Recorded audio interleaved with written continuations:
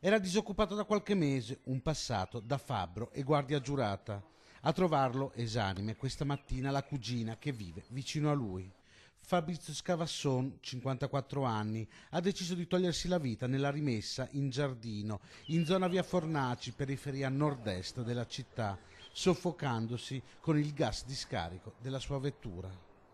Le sue ultime volontà affidate ad un biglietto in soggiorno in cui chiedeva alla cugina di avvisare Teresa, la vicina, che lo accudiva, e la sorella, che da anni vive a Porto Garibaldi. Un biglietto in cui sono emersi anche i problemi economici che affliggevano il 54enne. A dicembre la ditta di Milano per la quale l'uomo lavorava come fabbro non gli aveva rinnovato il contratto e da allora non aveva più lavorato. Potrebbe essere questa una delle ragioni che hanno spinto l'uomo a togliersi la vita nel capanno degli attrezzi di casa sua. Scavasson viveva solo in una porzione di trifamiliare.